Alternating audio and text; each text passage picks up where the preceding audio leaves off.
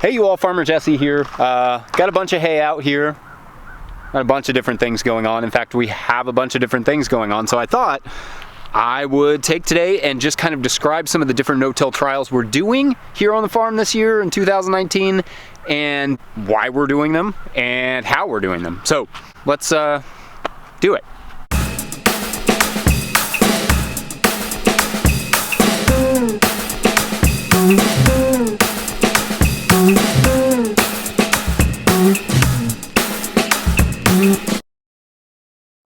Alright, so basically we're going to be doing a bunch of different no-till trials throughout 2019.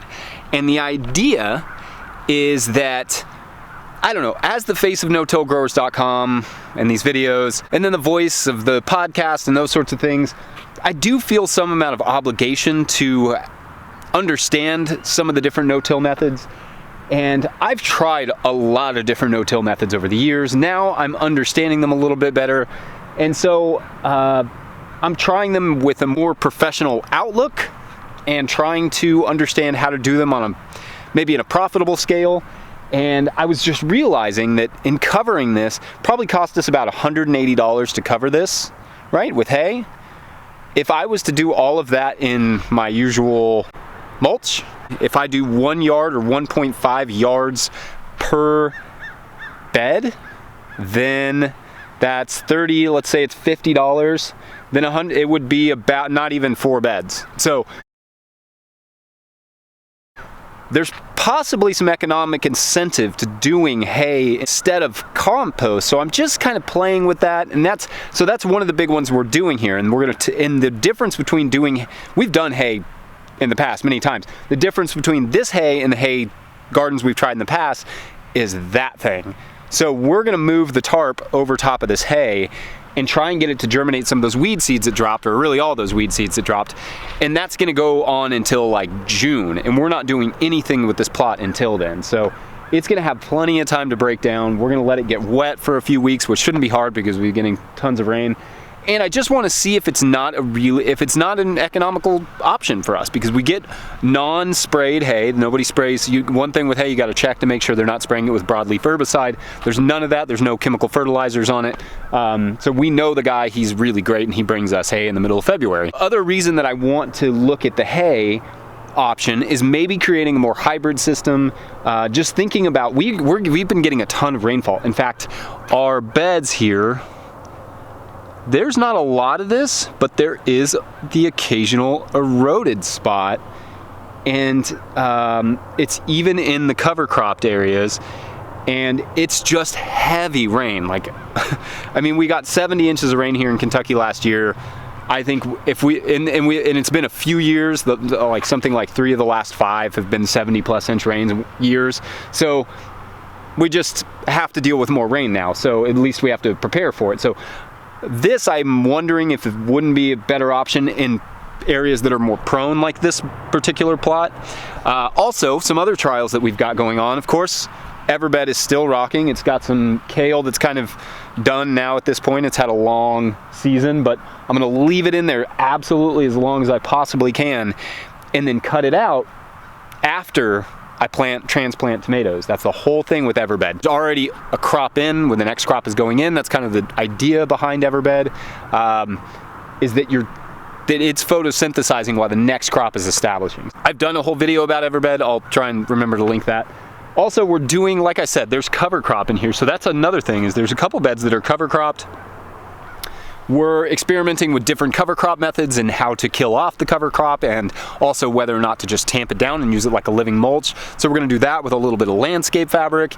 All of this I'll explain in due time when the time arises. I kind of just thought I would mention that and see what you all think. It's kind of an interesting idea. Is basically we'll have this cover crop grow up, and I'll roll it. I've got the bed roller, and I may actually use the bed roller in conjunction with some shoes, like sort of like Frith Farm does. So I'd use the bed roller with really heavy weights on it, and then I'd walk over it with shoes, with like crimping shoes, and see if I couldn't crimp it down, and then lay landscape fabric over that, and then try and kill the rest of the grass off. So that's kind of the idea there, and I may do a little of that here as well to just try it on 2 different plots. Far down there, I'm not gonna walk all the way down there, it's Sunday. You understand, I'm tired. I'm gonna put a whole garden of cardboard. So like a 4,000 square foot plot of cardboard. And the reason for that is that when Spark is opening up, we're getting lots of equipment and a lot of it is coming in cardboard boxes. And I thought it would be really cool that when the restaurant opens up that we have used a lot of the cardboard, a lot of the waste already. So it's already going towards growing more food.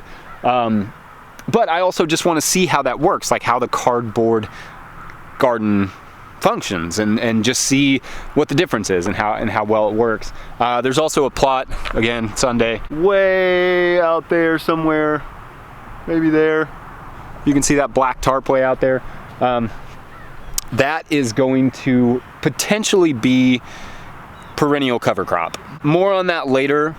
I'm looking at varieties. I don't have any plans for that plot. I don't have any need for it, but it's open, and I thought instead of closing it up and making it, 4,000 square feet more of pasture, which I don't really need, keep it in something, like trial something there. So there's that. And then of course I'm continuing the deep mulch stuff. And the other thing with the cover crops is I'm gonna be working on more ways to flip beds. So you can see, I did a little video, shot a little video the other day of how we flip beds. It's not worthy of a video because it's so easy. Basically, I take carrots out. In this case, I harvested the carrots and then I raked off the residue, the rest of the carrot greens, and then I put down, picked up any weeds, added a little bit of compost, raked that in, and then planted into that. And that's the general bed flip. But when you have things like baby greens and cover crops, you have to think about a more efficient and less invasive way to flip your bed. So that's something that I'm going to be working on. I may try a little solarization this year, maybe even trying the weed whacker idea of Ace of Spades, see how that goes. And yeah, we're just trying a bunch of different stuff, and I feel like like I said, I don't feel like it's my responsibility, right? But I do feel like it adds to the conversation when I understand the process a little bit more. So I'm trialing some of these things. Some of them will probably just be failures, or I just won't have time to really get to them, but I'm going to try them. We're gonna be doing some other stuff too that I just now thought of, including experimenting with the paper pot. That'll be videos. We just got the gritter, which you can see really briefly in that time lapse where I'm flipping the beds. So that's the gritter from Neversink, and that thing is already my favorite tool. That was so amazing. So lots of multi-species interplanting stuff. Let's go. Do you want to just check this out real quick before we head in?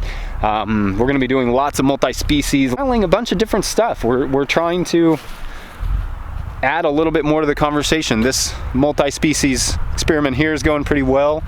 This is the pea and garlic experiment. I don't know if it's an experiment. I mean, I know the garlic's fine. The peas are kind of the question mark.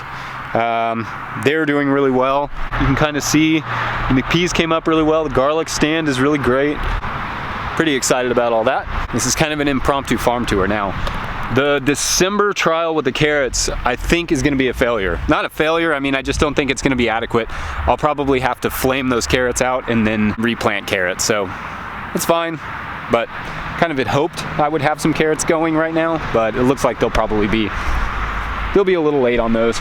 I did not assume I would have them, but look at that. It looks like that pretty much. December spinach turned out pretty good. So far so good. I mean, there's spots where the remay was a little bit heavy onto the bed and it kind of smothered some of them, but for the most part it looks pretty good. I'm just trying a bunch of stuff. What do you guys think? Anything stand out there? If you have any questions, let me know. Otherwise, if you like this video, also make sure to subscribe and share it with your friends. Yeah, I think that's it. All right, we'll see you all next week. Thank you for watching. Bye. You're such a star. Goose.